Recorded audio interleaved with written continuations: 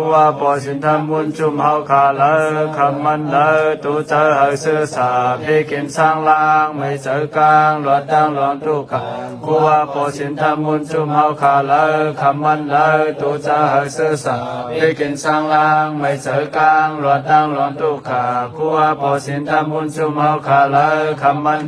ตูเจอหาซื้อสาพี่กินสร้างล่างไม่เจอกลางหลอดดังหลอนทุกข์กูว่าปอสินทำบุญจุมเฮาทรงยินมาเมตตาตราเฮาหากันกูว่าปอสินทำบุญจุมเฮาทรงยินมาเมตตาตราเฮาหากันกูว่าปอสินทำบุญจุมเฮาทรงยินมาเมตตาตราเฮาหากันสาธุสา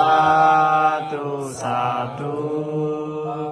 ดูด้านปนในก็ให้พ่อปอเลยครับผู้สุภาพนิติเนเสียและการตั้งเรียนเฮาขาเลยเห็นไรสั่งบันเมื่อไหน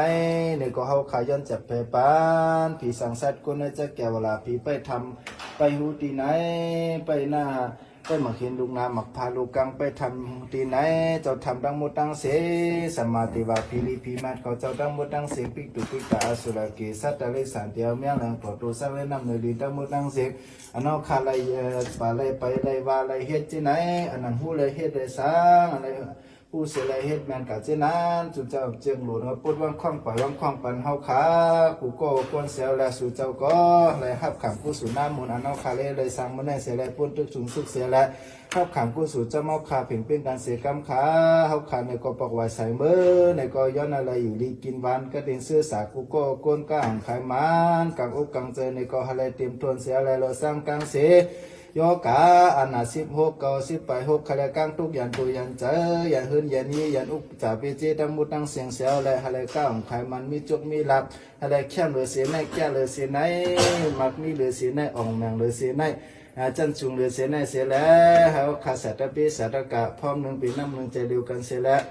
ให้ไหลกำแถมศาสนาพระเป็นเจ้ากำแถมปรามีศีลธรรมปกว่าวนจุ่มเฮาเสียแล้ว